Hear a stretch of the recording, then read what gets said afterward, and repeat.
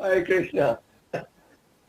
आदरणीय नरेंद्र मोदी जी, भारत के प्रधानमंत्री, आदरणीय Krishna Reddy, union minister of culture, आपका आभार कि आप लोगों ने अपना कीमती समय दिया है इस शुभ कार्य के लिए।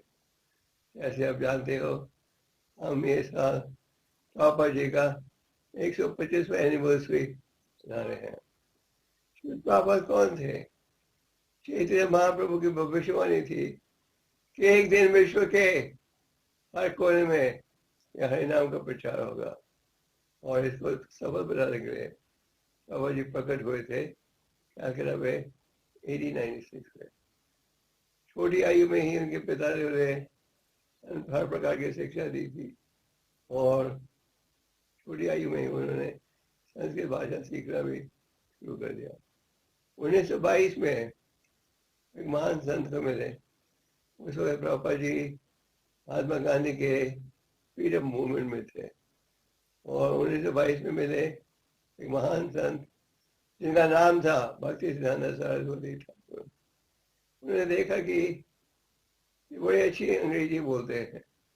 उन्होंने कहा कि तुम ले जाओ इस प्राचीन भारतीय संदेश को विदेश में, अंग्रेजी देशों में इसका प्रचार करो।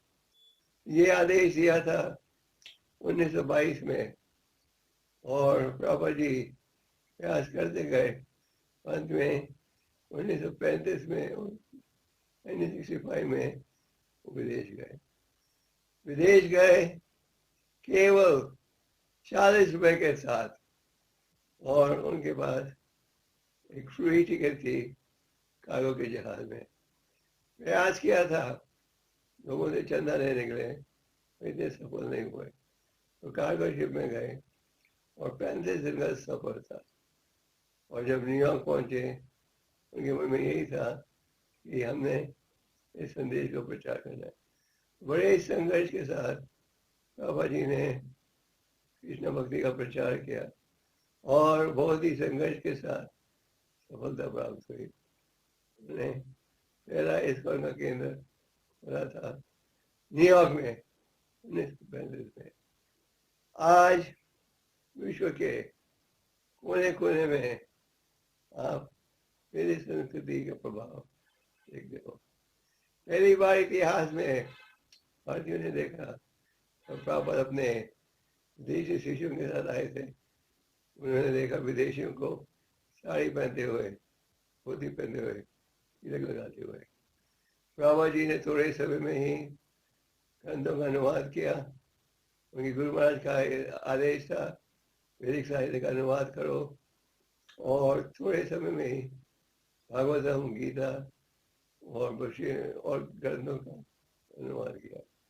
आज 70 करोड़ से अधिक किताबें वैदिक साहित्य के ऊपर विदेशों में पढ़ी हैं, और आज बड़े महाविद्यालय जो हैं वो भी इन ग्रंथों का लाभ उठा रहे हैं। प्रभुपाद जी ने लगभग 70 ग्रंथों का अनुवाद किया। इनका अनुवाद आज विश्व की हर प्रसिद्ध भाषा में हो गया।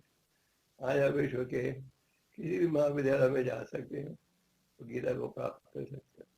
तो प्रभुपाद जी की इच्छा थी जो वैदिक संस्कृति है पूरे मानव समाज के सुधार के लिए है, और केवल हमें भारतीयों को ये नहीं सोचना चाहिए केवल भारतीयों के लिए है। और उन्होंने यथारूप वैदिक संस्कृति का प्रचार किया सारे विश्व में, और केंद्र भी खुले। बाबा जी ने फिलोसफिकल डिस्कशन के द्वारा ये साबित किया कि वैदिक साहित्य का उपयोग आज इस आधुनिक युग में भी हो सकता है। तो हम बड़े आभारी हैं प्रधानमंत्री जी के कि उन्होंने अपना कीमती समय दिया है इस योजना को सफल बनाने के लिए।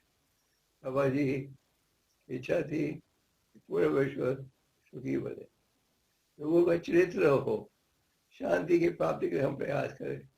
ये जब हो सकता है तो हम शास्त्रों की शिक्षा का लाभ उठा, और ये जो संदेश है वे मानव समाज में।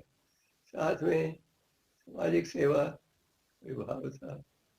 बाबा जी ने एक फूड फॉर लाइफ प्रोग्राम शुरू किया था और कहा जाता है कि ये फूड फॉर लाइफ का प्रोग्राम तो हम लगभग विश्व के हर कोने में कर रहे हैं। ये लाखों लोग लाभ उठा रहे हैं और इसके साथ जब सामाजिक सेवा की, जैसे जब कोविड आया था, कोविड के कैंप खोले हर जगह समाज की सेवा के, तो भारतीय संस्कृति का लाभ हम सबको उठाना चाहिए। बाबा जी की बड़ी इच्छा थी कि भारतवासी अपनी संस्कृति को नहीं भूलें। कई विदेशी पंडित स्कॉलर भारत में आए और उन्होंने वैदिक शास्त्रों का अनुवाद किया, जो असली भाव था वो बदल दिया। प्रभुपाद ने ये लिखा है, these books are for everyone। एक बड़े फिलोसफर थे वेस्ट के, कॉक्स, उन्होंने कहा कि Prabhupada was 1 in a million, सच एक ग्रेट डिवोटी। और आज जो वैदिक संस्कृति का प्रभाव है ये बढ़ते जा रहा है। हम बड़े आभारी हैं हमारे प्रधानमंत्री जी ने इस शुभ अवसर पर हमें दिया है। पिछले साल प्रधानमंत्री जी आए थे हमारे केंद्र में सबसे बड़ी गीता की स्थापना करने के लिए, तो हम आभारी हैं कि आप लोग सहयोग दे रहे हो। ये जो कॉइन आपने रिलीज करने जा रहे हो, ये 125th एनिवर्सरी का स्पेशल कॉर्पोरेटिव कॉइन है। आप लोगों का बहुत शुक्रिया और हम फिर से आभार कर रहे हैं इस योजना को सफल बनाने के लिए। आपका बहुत बहुत शुक्रिया और भगवान आपकी सरकार को और भी शक्ति दे कि वो देश को मार्गदर्शन दे सके। बहुत जरूरी है कि देश को मार्गदर्शन देने के लिए हमारे पास भी धार्मिक ज्ञान होना चाहिए, कुछ शास्त्रों का ज्ञान होना चाहिए, फिर हम ठीक मार्गदर्शन दे सकते हैं। और प्रजा जब इस शिक्षा का लाभ उठाएगी तब देश में शांति, विश्व में शांति आएगी। जो वैदिक साहित्य है इसमें शांति का संदेश है पूरे मानव समाज में। बहुत शुक्रिया। भगवान आप लोगों को, प्रधानमंत्री और उनकी सरकार को और भी शक्ति दे इसको मार्गदर्शन देने के लिए। हरे कृष्ण। धन्यवाद आदरणीय गोस्वामी महाराज जी। और मैं माननीय प्रधानमंत्री जी से विनयपूर्ण आग्रह करती हूँ कि कृपया रिमोट का बटन दबाकर भक्तिवेदांत स्वामी प्रभुपाद की 125वीं जयंती के अवसर पर 125 रुपए का स्मारक सिक्का जारी करें।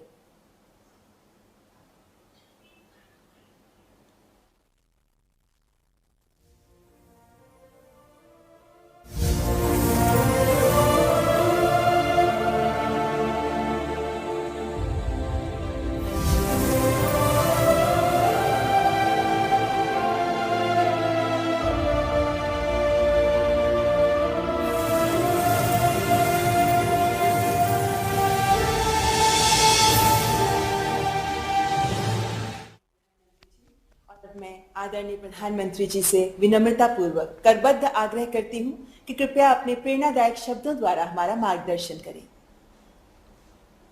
हरे कृष्णा। आज के इस पुण्य अवसर पर हमारे साथ जुड़ रहे देश के संस्कृति मंत्री श्रीमान जी किशन रेड्डी जी, इस्कॉन ब्यूरो के प्रेसिडेंट श्री गोपाल कृष्ण गोस्वामी जी और दुनिया के अलग अलग देशों से हमारे साथ जुड़े हुए सभी साथी कृष्ण भक्तगण, परसों श्री कृष्ण जन्माष्टमी थी और आज हम श्रील प्रभुपाद जी की 125वीं जन्म जयंती मना रहे हैं। ये ऐसा है जैसे साधना का सुख और संतोष दोनों एक साथ मिल जाए। इसी भाव को आज पूरी दुनिया में श्रील प्रभुपद स्वामी ने लाखों करोड़ों अनुयायी और लाखों करोड़ों कृष्ण भक्त स्वाभाविक रूप से अनुभव कर रहे हैं। मैं सामने स्क्रीन पर अलग अलग देशों से आप सब साधकों को देख रहा हूं। ऐसा लग रहा है जैसे लाखों मन एक भावना से बंधे हो, लाखों शरीर एक कॉमन कॉन्शियसनेस से जुड़े हुए हो। ये वो कृष्ण कॉन्शियसनेस है जिसकी अलख प्रभुपाद स्वामी जी ने पूरी दुनिया तक पहुंचाई। साथियों, हम सब जानते हैं कि प्रभुपाद स्वामी एक अलौकिक कृष्ण भक्त तो थे ही, साथ ही वो एक महान भारत भक्त भी थे। उन्होंने देश के स्वतंत्रता संग्राम में संघर्ष किया था। उन्होंने असहयोग आंदोलन के समर्थन में स्कॉटिश कॉलेज से अपना डिप्लोमा तक लेने से मना कर दिया था। आज ये सुखद संयोग है कि देश ऐसे महान देशभक्त का 125वां जन्मदिन एक ऐसे समय में हो रहा है जब भारत अपनी आजादी के 75 साल का पर्व अमृत महोत्सव मना रहा है। श्रील प्रभुपाद स्वामी हमेशा कहते थे कि वो दुनिया के देशों में इसलिए भ्रमण कर रहे हैं क्योंकि वो भारत की सबसे अमूल्य निधि दुनिया को देना चाहते हैं। भारत का जो ज्ञान विज्ञान है, हमारी जो जीवन संस्कृति और परंपराएं हैं, उसकी भावना रही है अथभूत दयाम प्रति, अर्थात जीव मात्र के लिए, जीव मात्र के कल्याण के लिए हमारे अनुष्ठानों का भी अंतिम मंत्र यही होता है, इदम न मम, यानी ये मेरा नहीं, ये अखिल ब्रह्मांड के लिए है, संपूर्ण सृष्टि के हित के लिए है। और इसलिए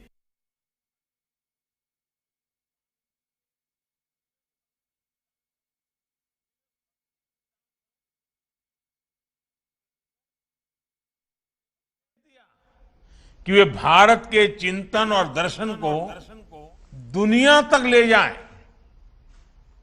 श्रील प्रभुपाद जी ने अपने गुरु के इस आदेश को अपना मिशन बना लिया और उनकी तपस्या का परिणाम आज दुनिया के कोने कोने में नजर आता है।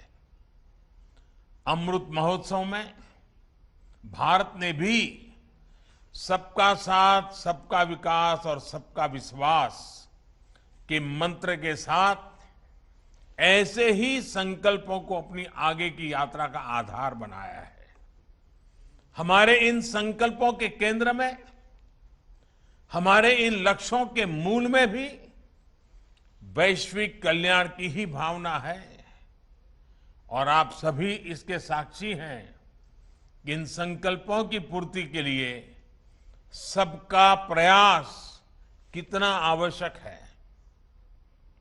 आप कल्पना कर सकते हैं, अगर प्रभुपाद जी ने अकेले विश्व को इतना कुछ दिया है, तो जब हम सब उनके आशीर्वाद से एक साथ प्रयास करेंगे तो कैसे परिणाम आएंगे। हम जरूर मानवीय चेतना के उस शिखर तक पहुंचेंगे जहां से हम विश्व में और बड़ी भूमिका निभा सके, प्रेम के संदेश को जन जन तक पहुंचा सके। साथियों, मानवता के हित में भारत दुनिया को कितना कुछ दे सकता है, आज इसका एक बहुत बड़ा उदाहरण है विश्व भर में फैला हुआ हमारा योग का ज्ञान, हमारी योग की परंपरा, भारत की जो सस्टेनेबल लाइफस्टाइल है, आयुर्वेद जैसे जो विज्ञान है। हमारा संकल्प है कि इसका लाभ पूरी दुनिया को मिले। आत्मनिर्भरता के बीच इस मंत्र की श्रील प्रभुपाद अक्सर चर्चा करते थे, उसे भारत ने अपना ध्येय बनाया है और उस दिशा में देश आगे बढ़ रहा है।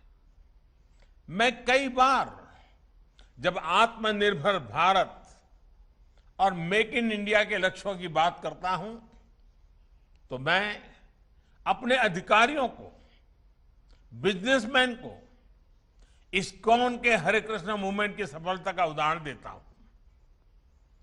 हम जब भी किसी दूसरे देश में जाते हैं और वहां जब लोग हरे कृष्ण बोलकर मिलते हैं तो हमें कितना अपनापन लगता है, कितना गौरव भी होता है।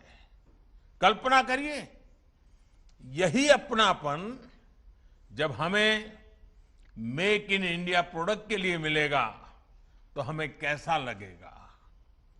इस्कॉन से सीखकर हम इन लक्ष्यों को भी हासिल कर सकते हैं।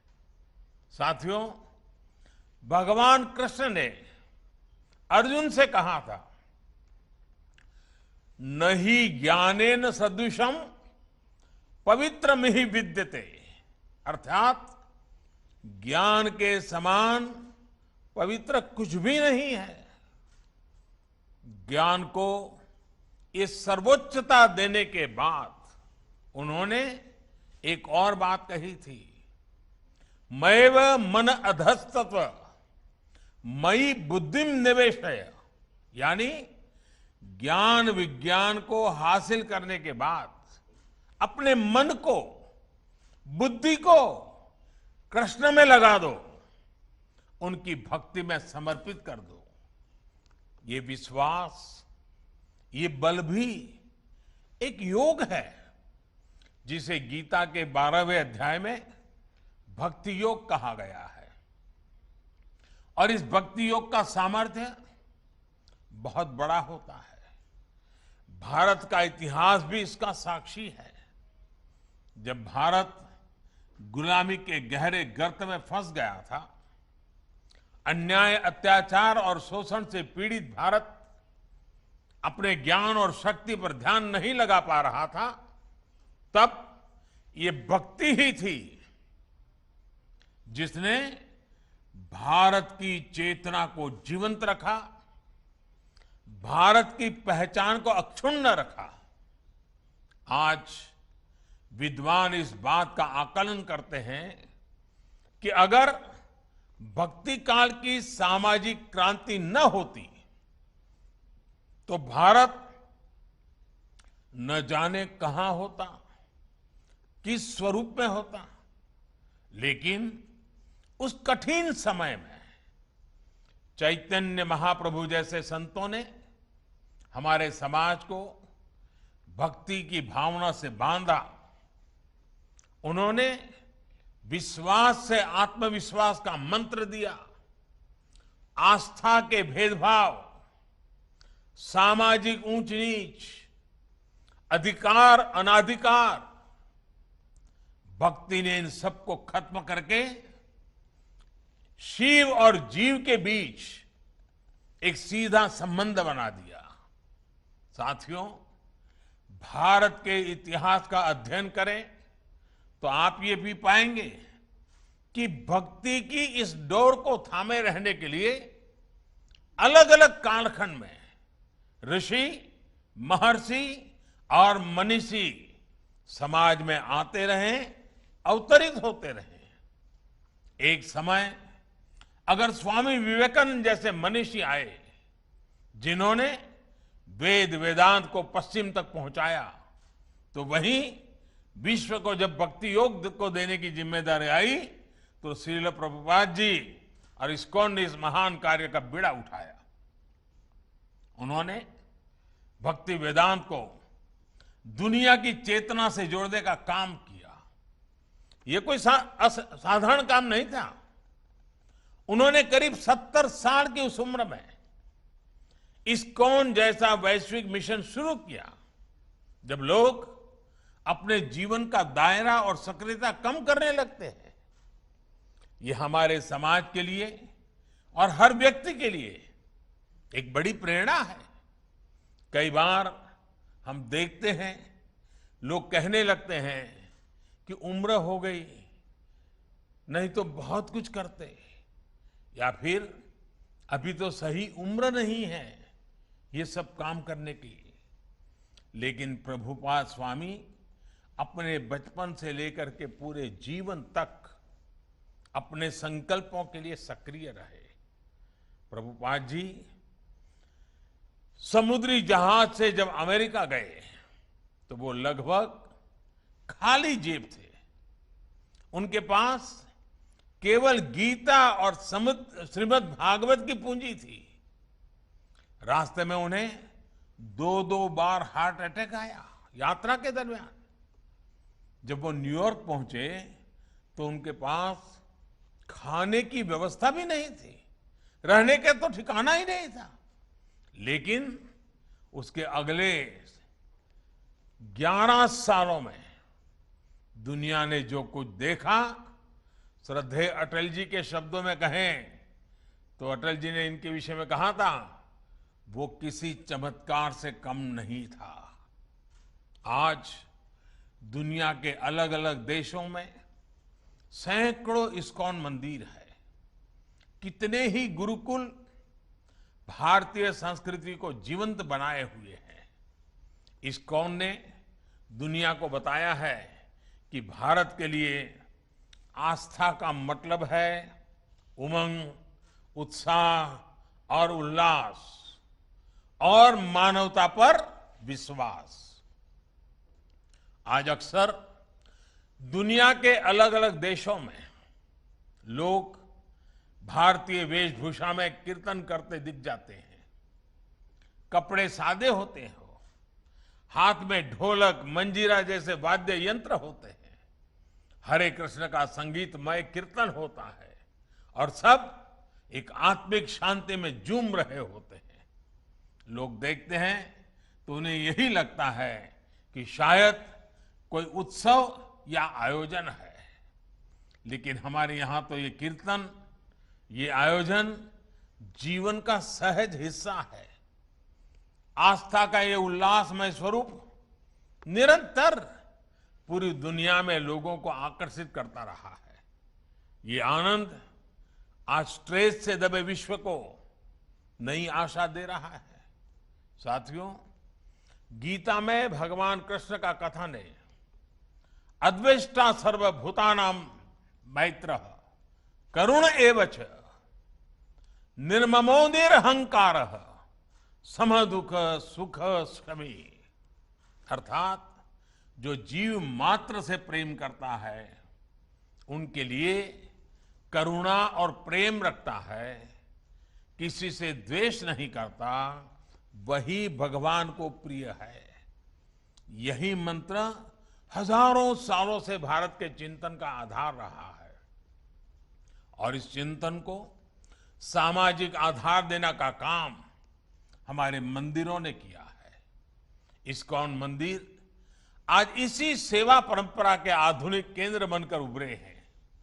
मुझे याद है जब कच्छ में भूकंप आया था तो किस तरह इस्कॉन ने लोगों की सेवा के लिए आगे बढ़कर काम किया था। जब भी देश में कोई आपदा आई है, चाहे वो उत्तराखंड की त्रासदी हो या उड़ीसा और बंगाल में साइक्लोन की तबाही इस्कॉन ने समाज का संबल बनने का काम किया है। कोरोना महामारी में भी आप करोड़ों मरीजों, उनके परिजनों और प्रवासियों के लिए लगातार भोजन और दूसरी जरूरतों की व्यवस्था करते आ रहे हैं।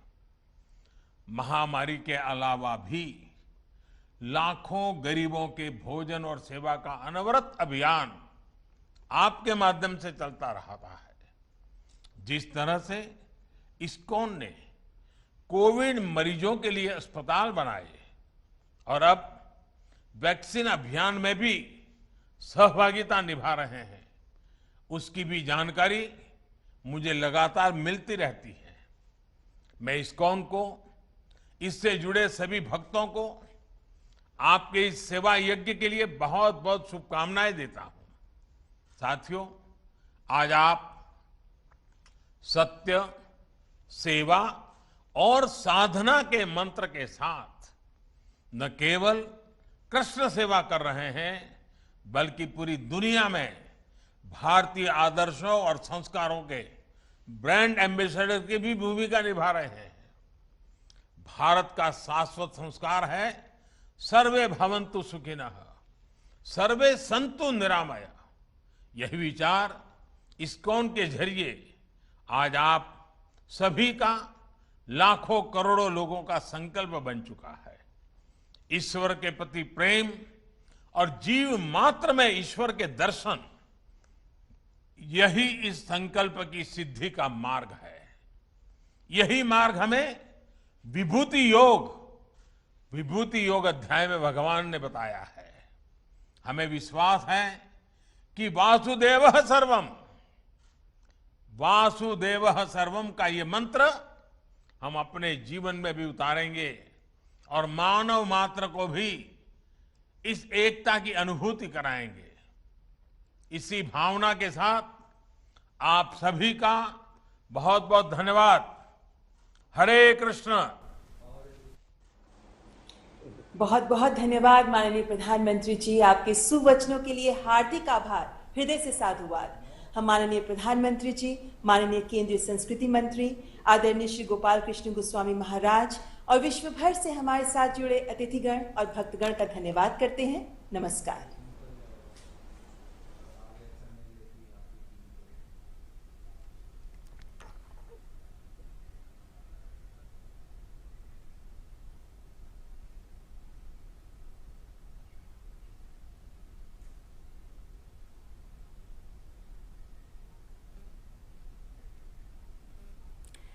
तो अभी आप देख रहे थे स्वामी भक्ति वेदांत श्रील प्रभुपाद की 125वीं जयंती के अवसर पर आज प्रधानमंत्री ने 125 रुपए के एक स्मारक सिक्के को जारी किया। स्वामी प्रभुपाद ने इस्कॉन की स्थापना की थी, जिसे हरे कृष्ण आंदोलन के रूप में जाना जाता है। इस अवसर पर प्रधानमंत्री ने कहा कि ये साधना और भक्ति के आनंद का स्वर्णिम अवसर है। उन्होंने कहा कि स्वामी प्रभुपाद ने न केवल